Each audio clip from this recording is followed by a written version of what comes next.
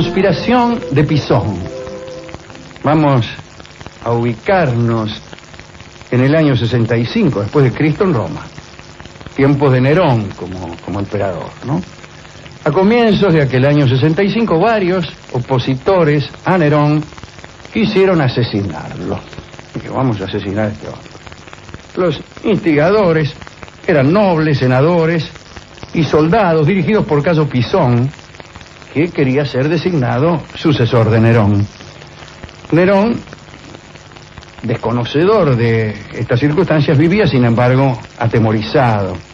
Era supersticioso y había muchos signos que, según algunos intérpretes, presagiaban malos acontecimientos para el emperador. Por ejemplo, durante varias noches se vio un cometa. Según la creencia popular, aquello significaba la caída de los gobernantes. Bien sabemos todos que efectivamente es así, ¿sí? Que cada vez que se ve un cometa, un gobernante cae, lo cual no significa el fenómeno inverso. Nerón pidió consejo a Balbilo, astrólogo de la corte, acerca de la conducta a seguir, y recibió por respuesta que debía ser vertida la sangre de un hombre descollante como víctima expiatoria. Otro presagio. Nacieron en Roma una cantidad de animales bicéfalos, animales con dos cabezas. El arúspice dictaminó que otro hombre aspiraba a ser la cabeza del imperio. Bien sabemos nosotros que esto es cierto. ¿Qué piensa uno cuando ve, pongamos por caso, una gallina de dos cabezas en el gallinero? Inmediatamente le comenta a sus familiares: Angiolina, hay otro hombre que aspira a ser emperador. Podrá decirse qué sucede cuando son tres los hombres que aspiran al imperio. La respuesta es muy fácil: no lo sabemos.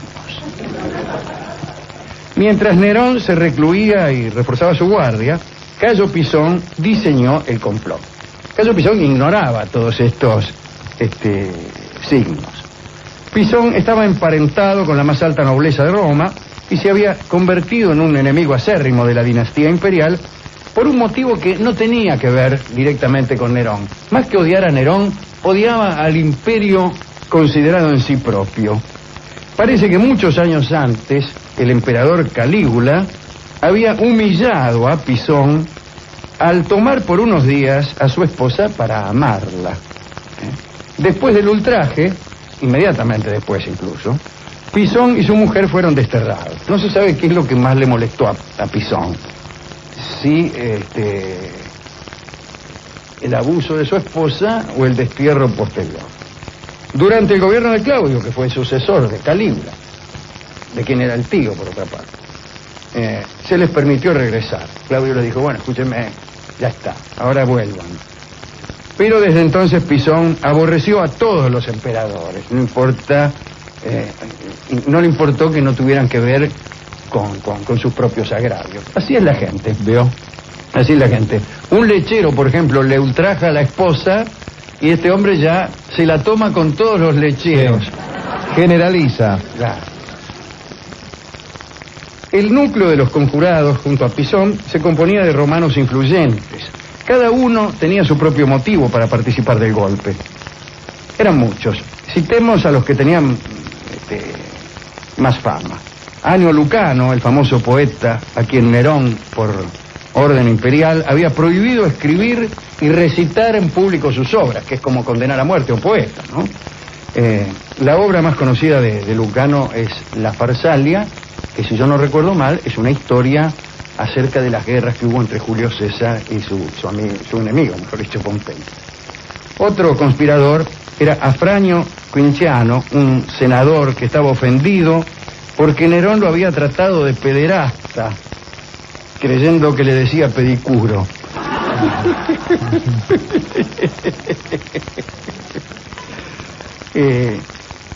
Bueno, otros conjurados eran Antonio Natal, Flavio Esquevino, Subrio Flavo y Faenio Rufo.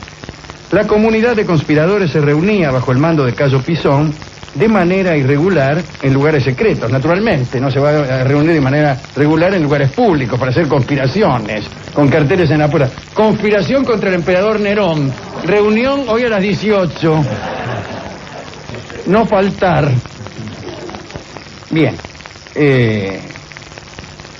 Cada vez se urdían nuevos planes para el atentado, nunca se ponían de acuerdo, unos decían que había que matarlo en el teatro, otros en el circo, en algún templo, en fin.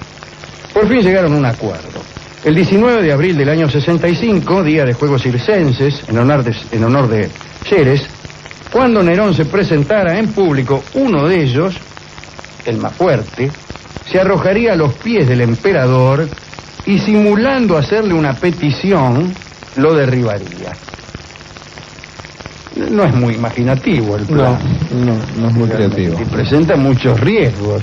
¿Cómo se simula hacer una petición y en cambio se lo derriba a un emperador?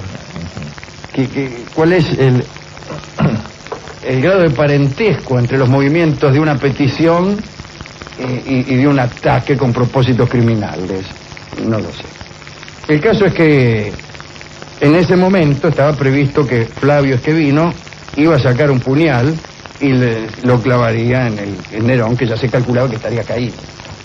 O sea, era así. Vengo a pedirte algo, emperador. ¡Fua! Sí. Te derribo y entonces aparece Flavio Esquevino y ¡fua! Le mete una daga. Es un plan muy torpe. De lo peor, muy estúpido. Mientras tanto, Pisón aguardaría en el templo de Ceres, a donde iría a buscarlo el prefecto Faenio Rufo para llevarlo al cuartel de los pretorianos y hacerlo consagrar. Tipo estaba ahí, iba a venir el tal Rufo y dice, ya está, ya lo liquidamos, vení que te consagramos. Como acompañante habían elegido a Antonia, la hija mayor del finado emperador Claudio.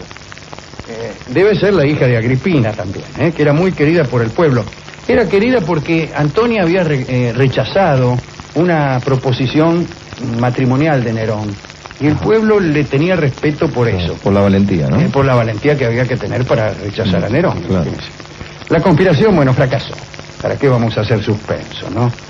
Esquevino, el autor elegido para apuñalar a Nerón, no tuvo mucho cuidado, no tuvo mucho disimulo y llamó la atención de la policía con algunas actitudes más bien extrañas. Primero redactó su testamento, súbitamente. Ordenó afilar una daga. El afilador de la esquina de la casa. Digo, afílemela bien, dice. Sí. Hace mucho que no la afilo, dice. Regaló la libertad a sus esclavos preferidos, repartió dinero entre los restantes, compró vendajes y coagulantes y ordenó un banquete por si acaso. Estos movimientos extrañaron a Mílico, un liberto de la casa Esquevino, que ya lo venía marcando desde hace rato. Y Mílico confió sus descubrimientos a su mujer y al final lo delataron. Lo delataron ante Epafrodito, un liberto de Nerón.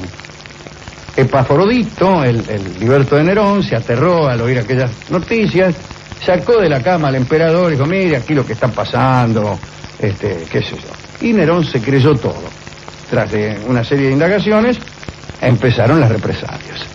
Un grupo de soldados salió al galope hacia la casa de Pisón para arrestarlo. Cuando los guardias llegaron, lo encontraron muerto. Parece que se enteró rápidamente de que había sido delatado y se cortó las venas tal como era usual suicidarse en aquel entonces. 18 de los 40 conjurados fueron ajusticiados, más bien fueron obligados a suicidarse, que era la metodología habitual. Uno de ellos fue el poeta Lucano, ¿no? Pero aquella conspiración tuvo un alcance insospechado, incluso por Nerón. La verdad es que Pisón quería ser emperador, pero no sabía que dentro de su conspiración había otra, cuya cabeza era el tribuno Subrio Flavo. Según este hombre, era inútil destruir al emperador cantante para elegir en su lugar a Pisón, que se las daba de trágico y le daba mucha importancia al teatro. Subrio Flavo había acordado con los centuriones que después del asesinato de Nerón también debía asesinarse a Pisón. Momento. La verdadera conspiración no es esta que ustedes ven, sino la que empieza ahora, cuando yo les diga que una vez que Pisón haya destituido y asesinado a Nerón, nosotros asesinaremos a Pisón. Sin embargo, Subrio Flavo pensaba que era mejor nombrar emperador a otro, a un hombre de rango, un hombre admirado por su intelecto. Y ese hombre era nada menos que Lucio Séneca, el antiguo preceptor de Nerón de larga fama. Séneca estaba al tanto de ese plan y no se había opuesto. Dijo, muy bien, yo voy a aceptar. El caso es que el emperador, después de enterarse de la primera conspiración, se enteró inmediatamente de la segunda, inició un proceso con Séneca, ordenó la muerte de su maestro, y Séneca, como ustedes recuerdan, eligió suicidarse. Junto a él quiso hacerlo su esposa Paulina. Cada uno se cortó las venas. Dice la crónica que Séneca dedicó a su mujer una última y larga mirada y luego le imploró que se retirara a sus aposentos para ahorrarse mutuamente la visión de su agonía. Parece que aquella situación horrible duró horas. Tácito menciona que al enterarse Nerón de la decisión de Paulina, mandó soldados a la villa para salvarla. Encontraron a Paulina inconsciente, la vendaron y consiguieron detener la hemorragia. En el ínterin, Séneca había encargado a su médico Estacio Aneo un veneno, ya que no terminaba de morirse. Mire qué cosa horrible la de aquel hombre, aquel estoico, que cortadas sus venas, sumergido quizá en agua caliente, según dicen, no conseguía morirse, esperaba la muerte y no llegaba. Y llamó entonces a un médico, no para que lo curara y para que lo salvara de la muerte, sino para que la apresurara, para que la hiciera llegar de una vez. Bueno, al final murió sofocado por el vapor del baño, según dicen. En este programa todos mueren de un modo absolutamente inesperado, como ayer le sucedió a Mitrídates del Ponto, aquel que pasó varios años dándose pequeñas dosis de veneno para inmunizarse y cuando lo logró fue asfixiado por un tipo con un almohadón. Con la muerte de Séneca se dio por terminado el peligro y quedó cerrada definitivamente la conspiración iniciada por Cayo Pisón y fueron todos muy felices, al menos por un rato. Nadie es feliz para siempre. Qué terrible, pero qué interesante la idea de una conspiración tras la cual viene otra, de la cual es víctima el conspirador triunfante. Pensarán ustedes, ¿quién le asegura al tercer conspirador o al segundo que no hay un tercero, y al tercero que no hay un cuarto, y al cuarto que no hay un quinto? La respuesta es que nadie, y eso se llama la historia del mundo. Yo dedicaría esta charla de hoy al emperador Nerón. ¿A Nerón? Sí, porque nadie le dedica jamás nada. Siempre resulta el personaje maléfico de la historia, y era cantor. Era cantor. Acerca de los méritos de la voz de Nerón hemos hecho una indagación que ustedes recuerdan hace poco, ¿no? No se pudo saber, pues qué cosa no saber cómo cantaban verdaderamente los cantantes del pasado. Los testimonios, bueno, ni hablar el caso de Nerón, que están perturbados por la obsecuencia y por el temor, y en algún caso hasta por el odio. Pero no es necesario ir tan lejos. No sabemos cómo cantaba María Malibran, sabemos. Los testimonios escritos pueden darnos alguna idea, pero alguna idea, ¿no? El lenguaje escrito, al referirse a la música, inmediatamente metaforiza. Y la traducción que hacemos de las metáforas no siempre es la que el testigo quiso que hiciéramos. Así que no sabemos. Por si cantaba bien solamente, le dedicamos esta charla de hoy al amigo Nerón.